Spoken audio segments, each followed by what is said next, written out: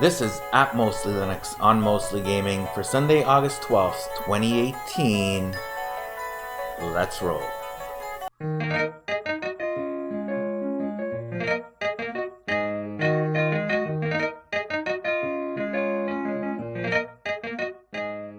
And we're back with another episode of Mostly Gaming here on our perpetually beta podcast, episode number 0.20. Nice round numbers if you're into numerology. Nice round number. That's 20 episodes of this beta podcast. And we're doing pretty well. Numbers are picking up. Thank you very much. Welcome to new listeners every week. Nice to see those numbers going up. This week we've got a lot of things on our plate. We're going to look at Nitrux, which is a Linux distribution. I think it's relatively new. It uses a pretty interesting desktop environment based on KDE Plasma. That'll be our distro of the week. We're going to look at Discord. It's launching its own curated game store. And a bunch of other challenges for Steam in general, which is kind of heading back with some leaks about a 64-bit client. Then we're going to take a look at our Discovery queue. We're looking at Dead Cells, We Happy Few, and Overcooked 2 this week. And then we're going to finalize the show with our focus on topic, which is a look at the EA Origin Access service, the premium service that was just recently launched. We subscribed so we can tell you all about it. Our featured non-sponsored video this week is Blaster Master 77 and his Twitch stream of Dead Cells. He's been playing this through on Linux. There you go. You can see it up there. You can see it up there on the top right of your screen. We're going to let that run through. Blaster Master 77 is on Twitch as Blaster Master 77. He's always pretty kind of quick with new games. He puts the playthroughs up. Great member of the Linux community. Support him, subscribe, and so forth. And we'll keep his playthrough up there on the top right for those of you with a lazy eye. So that's what we have on deck this week. We'll be back in 10 seconds taking a look at Nitrux.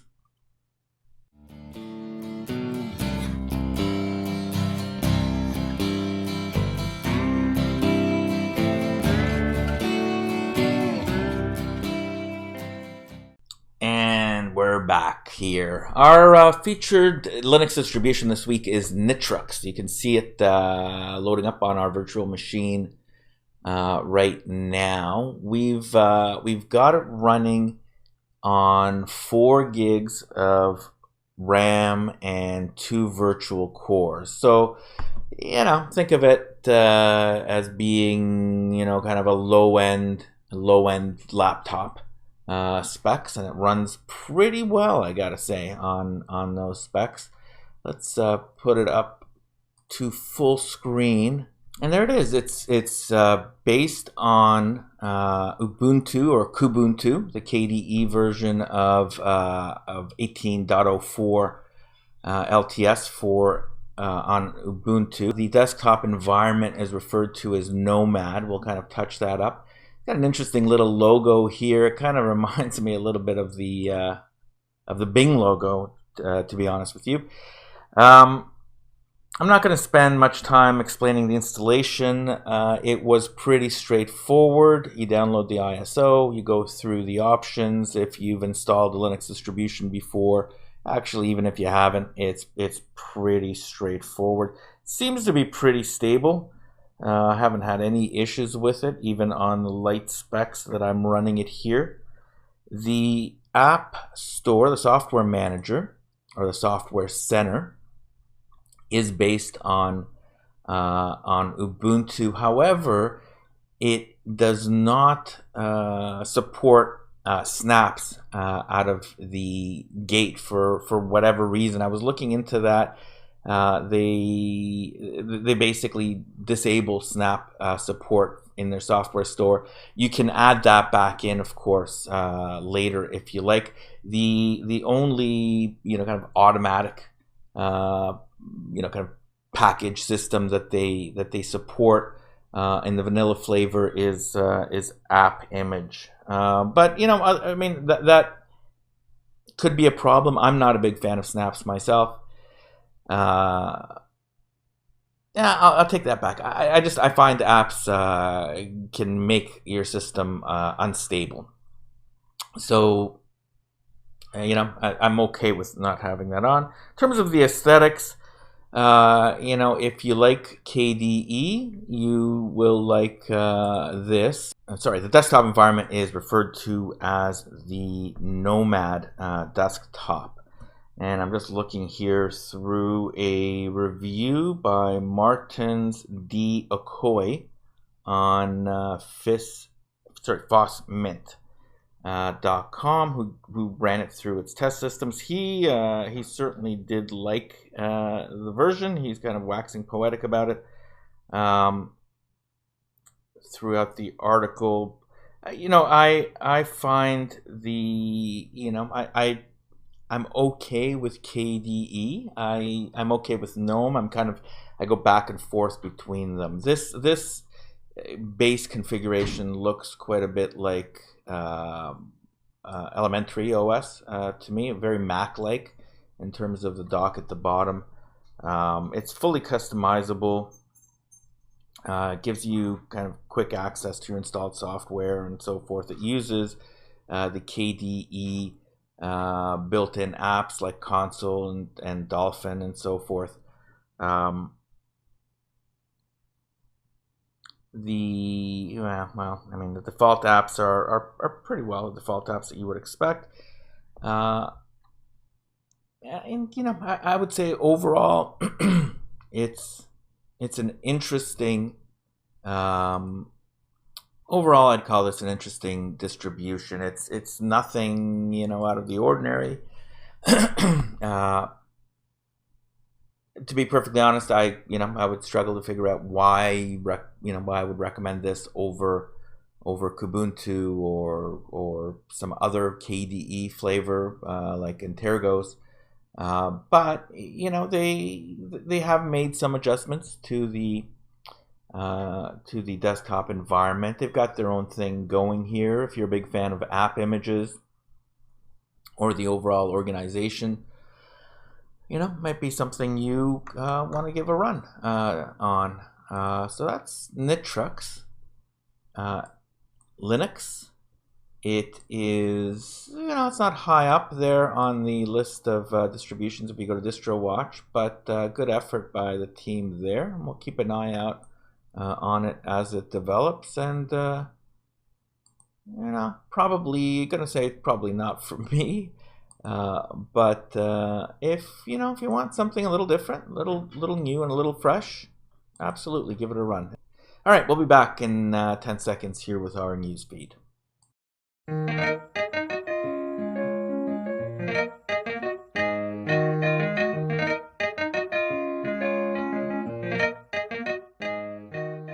And we're back. Episode 0.20. Our news feeds. Let's jump right into it with the first story here. The Discord is launching its own curated game store. So on kind of the ongoing threats here to Steam, which is going to be a big part of our news feeds today. This story is from Kotaku. Nathan Grayson. Discord is launching its own curated game store, and apparently they are targeting the exact opposite of what Steam is doing. This is a quote: "We'll be launching a curated game store experience similar to one of those cozy neighborhood bookshops with recommendations about the hottest and newest games for you, from us to you," the company said in an announcement, noting that big publishers like THQ and Deep Silver are already on board And I think Nathan kind of appropriately mentions that, you know what, THQ and Deep Silver aren't necessarily big publishers, but beyond the curated game store that they're offering, Discord is also jumping into the game rental business, game streaming. Well, it's basically a subscription service. So they're going to take their existing Nitro service, which costs $5 a month, and heretofore, effectively gave you some little added widgets here and there. It was basically a way for you to support Discord, Patreon-like, let's say, without having to give any money to Patreon. And what they're doing is they're apparently converting that into some kind of a subscription service. To continue from the article, there will be indie games on the Discord store, and the company says it will open a new First on Discord program in which it funds indie developers in exchange for temporary exclusivity. The exclusivity window will usually last 90 days. Lastly, you'll be able to use Discord to launch any of your games, even if you didn't buy them on the rapidly expanding communications megalith.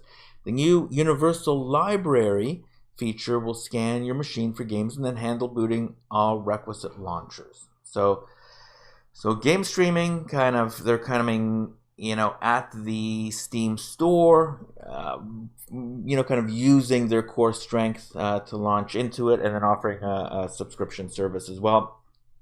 Apparently, that subscription service is available already to 50,000 Canadians, of which I'm not one. They've got it as a beta up here.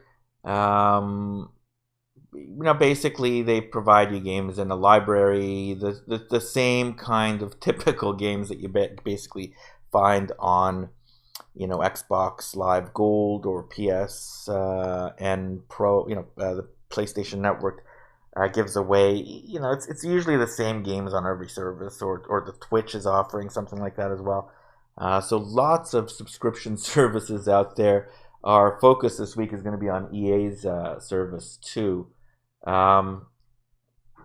So yeah, I mean this is kind of a strike to Steam, but it doesn't really end there, because there was another story this week that came out with Bethesda announcing that Fallout 76 is going to skip stream and launch exclusively in their own launcher.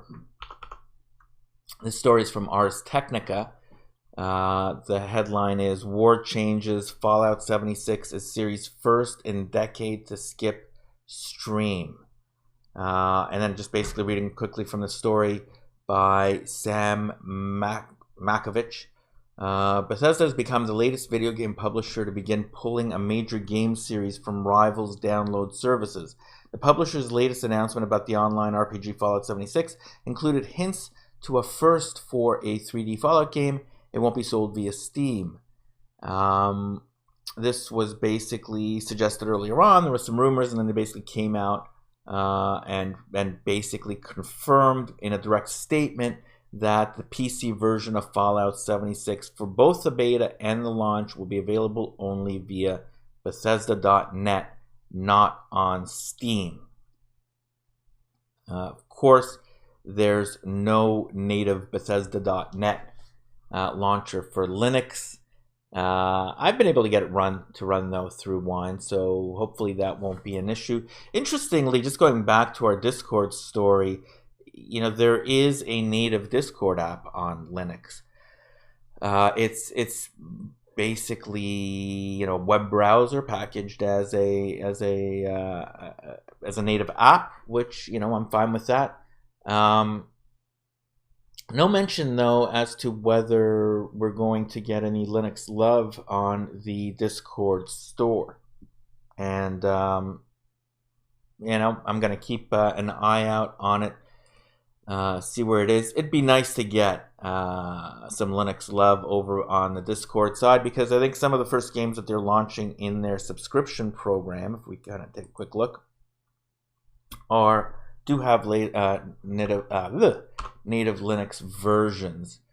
No, that doesn't tell us what games are on there, but I did see a story out there that listed some of the games. I mean, it's the same games that I mentioned before. So things like Tyranny, I may be wrong on that one, but games like that are what are coming out on that service. And just like on the Twitch service, which doesn't have a native Linux client, but has a number of native Linux supported games on it, it'd be nice to have these guys providing that support. It would certainly be nice to have Bethesda providing us with native support as well, though I doubt we're going to see that happen. So 2 shots across the bow here for Steam, with a new competitor jumping in, and then another competitor jumping in, because Bethesda.net is kind of a competitor. You can buy the games on there, you can play them. It's another launcher that doesn't launch or need Linux.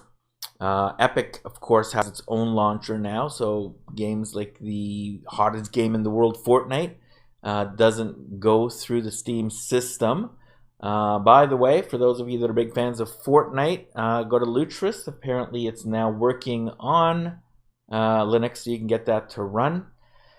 And last week we talked about some slightly misleading numbers about Steam having a big decline this year relative to previous years.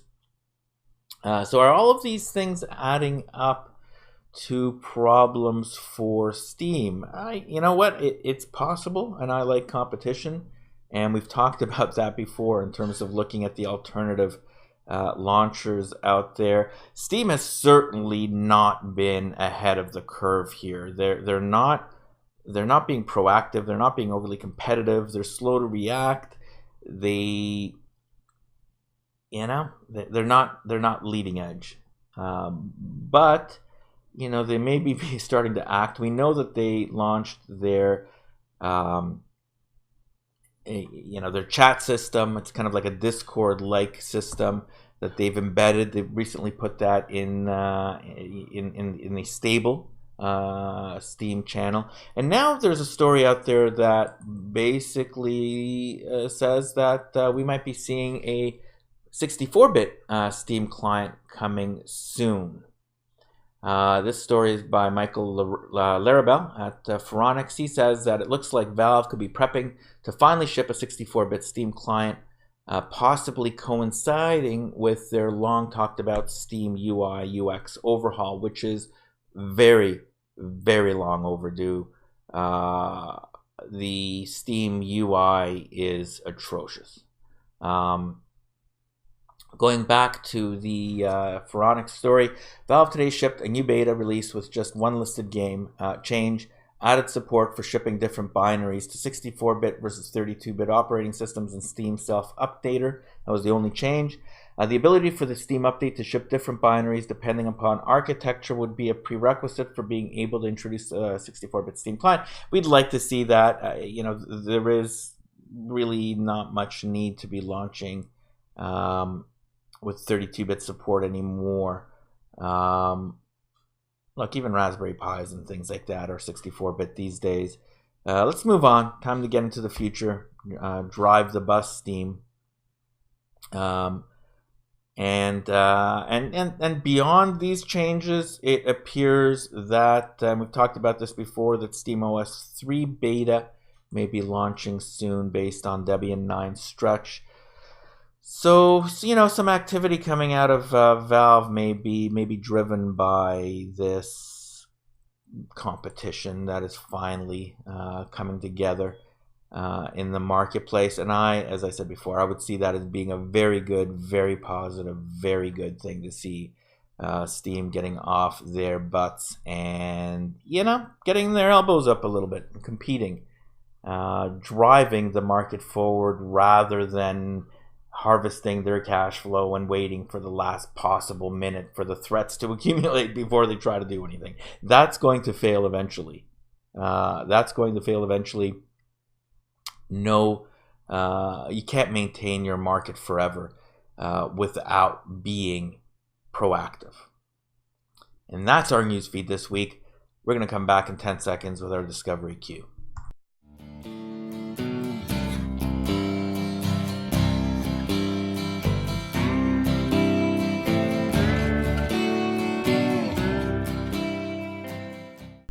And we're back with our Discovery Queue. We've got games this week. And the first game on our list is Dead Cells, which has been streaming up at the top of your screen there this episode. Dead Cells just came out. It's roughly $24 on Steam. It is available for all platforms, including including the consoles and so forth. We've been streaming it, but why don't we run the trailer here for those of you that don't know anything about it. Let's see what this thing is about. It certainly has been tearing up the charts. Let's run our trailer with some sound.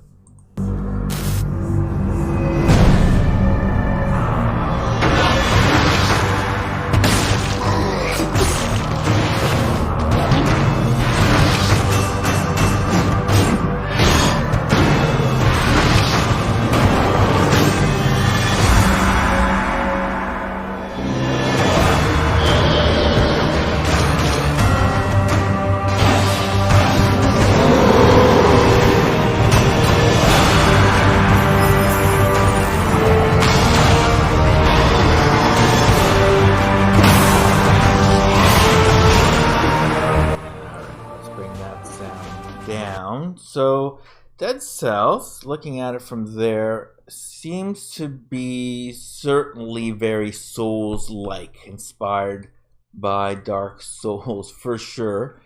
Dead Cells is a roguelike Metroidvania-inspired action platformer.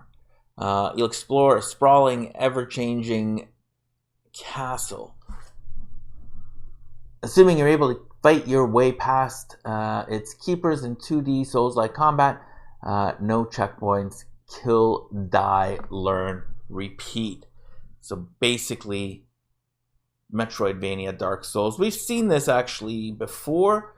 This one is getting some excellent reviews though. Both of these scores up here on Steam are very positive. I've been watching Blaster Master 77 play through it. The guys on Giant Beastcast talked about it yesterday, again waxing poetic over it. The developer is Motion. Well, you know what? This is one of the reasons why. Let me just kind of go back here. If you're looking on the screen, so I've got this Steam app running at 4K inside of my 60-inch TV. I'm sitting about 5 or 6 feet back. I can't read this. I mean, and there's no way that I could increase the size of this font. It's crazy. Steam is Valve. You got to get on this stuff, man. You're gonna get your ass kicked. Anyway, the developer is Motion Twin, who also is self-publishing the game. Certainly something that bears support. Let's add it. It already is on my watch list. I'm going to basically take a closer look at it later when I have some time to give it its due. Looks good. I mean, you guys know if you've been watching my streams or my podcasts, I'm a big fan of Dark Souls. So this is right up my alley. But that's not the only game that released this week. The other one that released this week but is not yet available is We Happy Few. So they launched on Windows first, but they have committed and confirmed a Linux version for down the road. We Happy Few is by Compulsion Games. It was recently acquired by Microsoft. So Microsoft has not said anything about Linux, of course, but Compulsion Games have come out and confirmed a Linux release. It is 15% off right now. It is a $64 game. So I will add it to my wish list. I'll wait for it to come out on Linux, but I ain't buying this for $65. Reviews have been positive. I've seen some mixed reviews here and there in the mainstream press, but here on Steam, it is all good.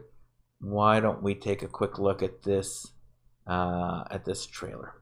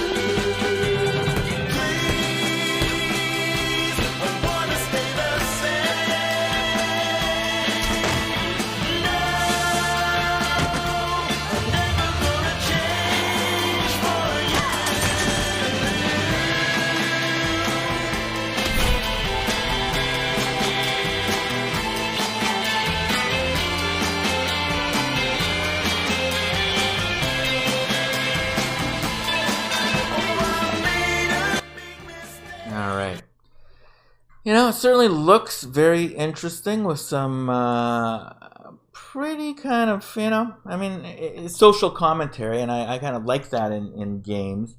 Apparently, in this universe, they've developed some kind of drugs which can control or perhaps maintain or accentuate your emotions. People are hooked on it.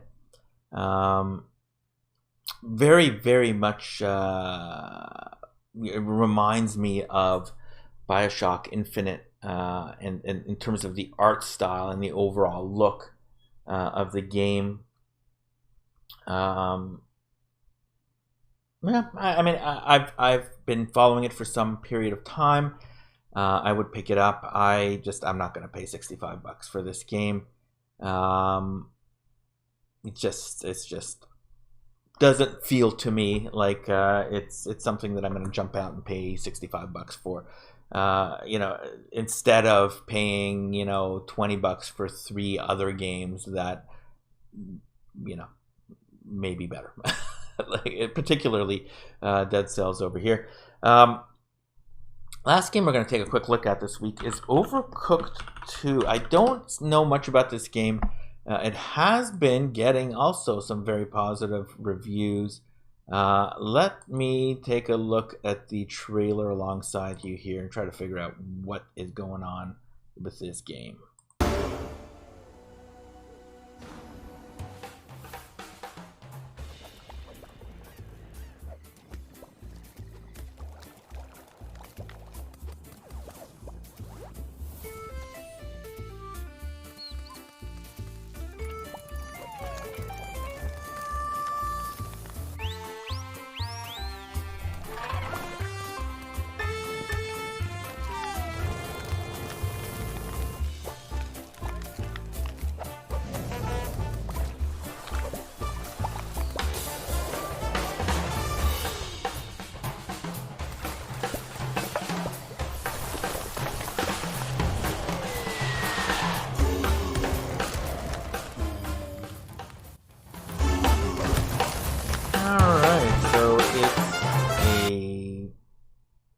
Cooking platformer.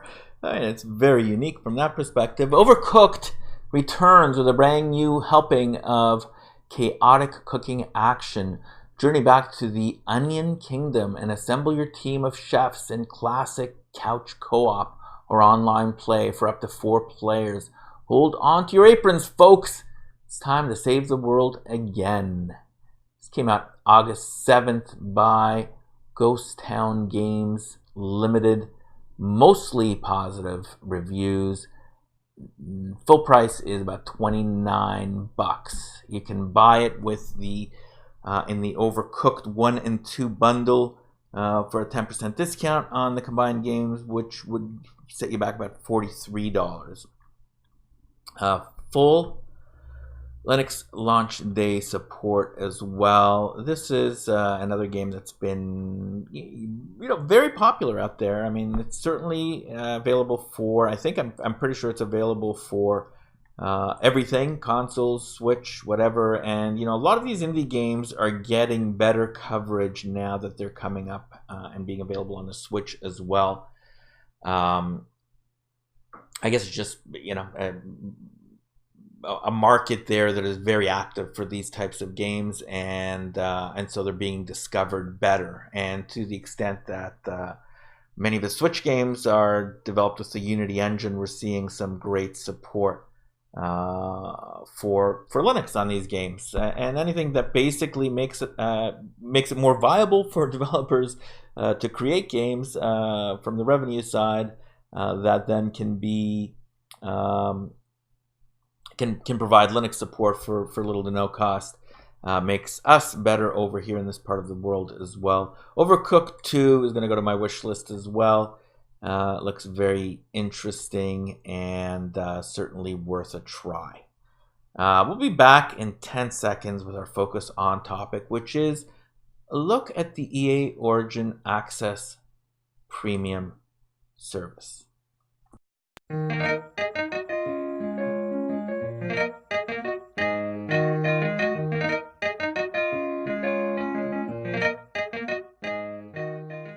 And what do we have here?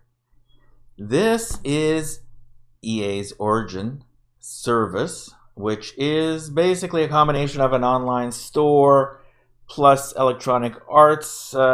Games are all sold through here, and it's a third-party store. It is proprietary to Electronic Arts, and there's no Linux version. But as you can see here, I've got it running pretty well under DXVK 0.64 currently. And the reason we're showing this here is we're going to talk a little bit about the EA Origin Access Premium service. Okay, save the hate. I know, Electronic Arts and all of the hateful things that people say about it. Voted worst, least liked company in the history of America, whatever number of years in a row. Destroyer of Star Wars franchises. Look, I'm not here to debate all of that. They've got some good games. They've made some mistakes. And I try not to hold eternal grudges. I guess the issue here is for Linux users, given that there is no native support by EA on any of their games, no native Linux support, does this service, A, make sense if you're going to play it only on Linux? And B, what does it say about the greater trends in gaming rather than just the Linux perspective? So let's just begin first here with what Origin is. I won't get into a lot of details, but it's basically a Steam competitor, and it's been a theme this game about Discord coming in, Bethesda.net, the Fortnite Epic launcher, and so forth. There is a lot of movement away by the big publishers away from Steam. And the simple reason is they don't want to pay Steam 30 cents on the dollar for selling their own games when they could basically create their own version of a store and sell them directly to their users without having to pay the 30 cents to Steam. But also they get access to your data as well, which is equally important for many publishers. As saving the money that they give to Steam. So, kind of straight up, Origin is not as good as Steam. I've complained about Steam as well, but Origin is not up to that level. It's getting better, but there's no family sharing, for example. There's no in-home streaming. They don't have the same breadth of software options that you have on Steam. It's primarily focused on EA's games, with some third-party games like The Witness or Sexy Brutale and so forth also there.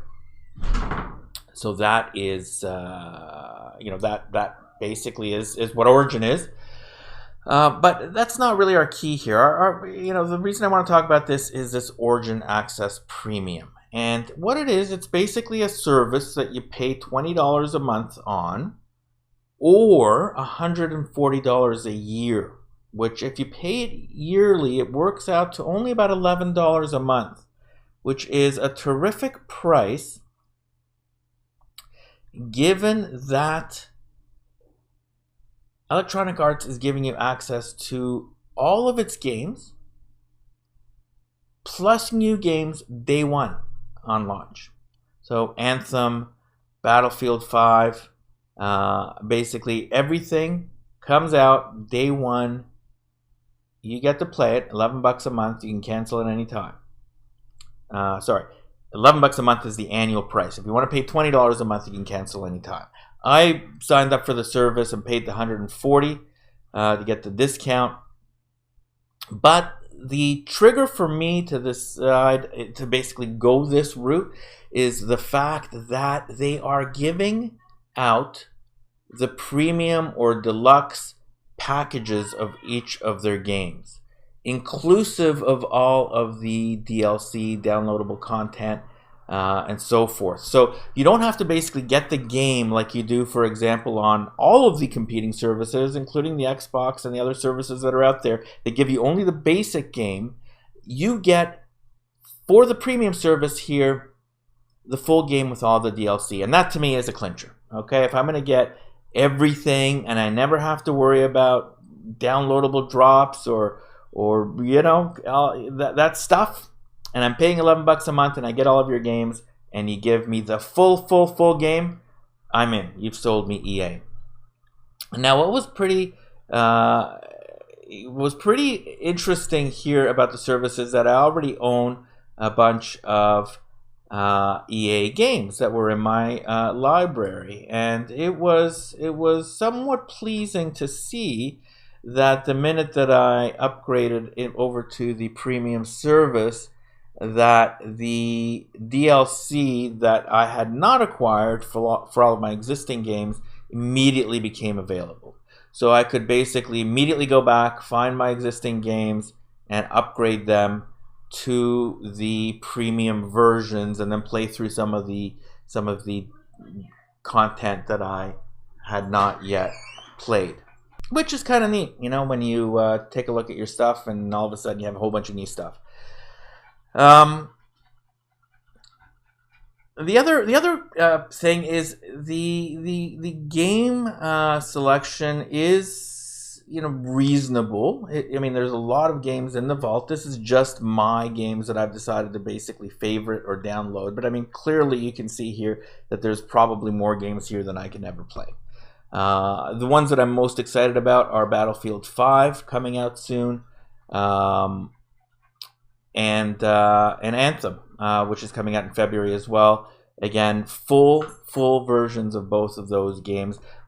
I'm gonna buy those games anyway, is the way that I look at it.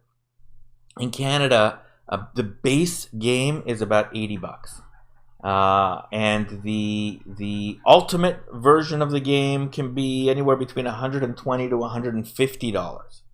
So paying $140 a year and getting everything is just a fantastic deal.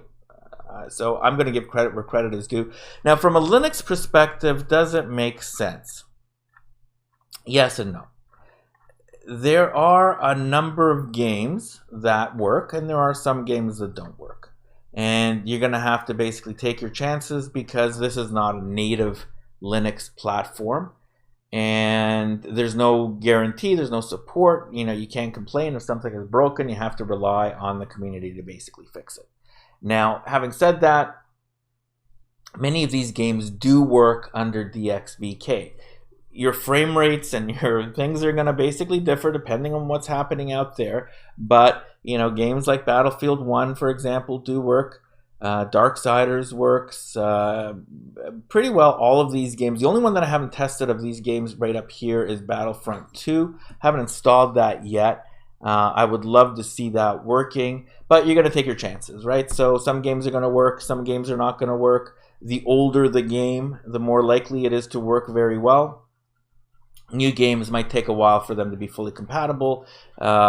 You know, that's basically the bane of Linux is not all of your games are going to work, but enough of them work, and I think the price is sufficiently attractive, particularly at the $140 per year, that even if you're only on Linux, I would probably give it a shot. You might want to do the $20 a month, basically see which of your games work and which of your games don't work. There are stability issues here with the Origin Access sort of with the Origin platform.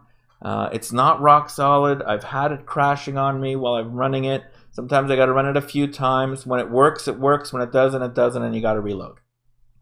I'm not gonna say that everybody should go out there and do it, but I would say that if you are not morally opposed to wine gaming, and if you are, you probably shouldn't be listening to this podcast, because this is a mostly Linux podcast. But if you are, and you dual boot, if you dual boot, it's obviously even better because you can run everything in Windows. If you want to run it through Wine, again, it's hit and miss. What I do is I basically run the games that are rock solid in Linux through Wine, and I'll run the ones that are not as good over on my dual boot on the Windows partition. I typically like to stay in Linux, but I'm not going to deny myself an amazing game when I can just launch Windows, right? So, but this is the way to do a service of this kind. It's all inclusive, all DLC. Everything in your library, all of your existing games are upgraded. Every game you download, you never have to worry about paying extra for. You might have some skins and stuff that you might have to pay for. We know about the problems that EA had with Battlefront 2. Hopefully they've learned those lessons and have moved forward. But this is the first paid for game subscription service that I think is worthy of buying, and I give it 5 thumbs up. Anyway, that's our topic of the week. Let me come back and close out this disaster of an episode in 10 seconds.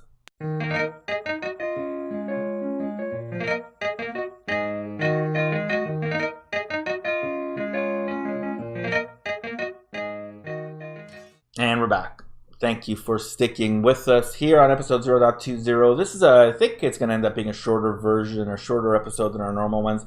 I've changed the pattern a little bit. I've got a lot of stuff on the go here, so I may be a little off. I feel a little off this week, so thank you for sticking with us all the way through to the end.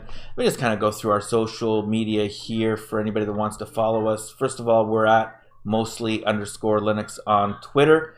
Pop on over there and do a follow and track us along. You can also find us at mostlylinux.libsyn.com, libsyn.com. If you pop on over there, you'll find all of the audio podcasts that you can listen to, plus links to follow us on Twitter, to send us an email, to subscribe on Apple or Stitcher or Google Play, or just basically get the RSS feed and stick it into any podcast player you want. Please follow us if you're kind of listening regularly. Do a follow or a subscription. It helps us manage and understand how many people are actually watching if you subscribe rather than just click. We're also on Reddit. We've got our own subreddit, mostly_Linux. You can pop on over there and get access to community giveaways. When our shows are up, it'll be posted there as well. We're on YouTube, and just search for Mostly Linux there. You can get our YouTube versions. We're on peertube.social as well. So search for Mostly Linux on Mostly Gaming, and subscribe over there. Subscribe everywhere. Finally, we're on. We're also on Twitch. Mostly Linux over there. We've got a nice following there of 92 followers. Thank you very much. Do a follow and catch our episodes over there. And that's it for this show. Let's put it to bed. Thank you very much once again. We'll be back next week with episode 0.21. I'm at Mostly Linux. This is on Mostly Gaming. See you next week.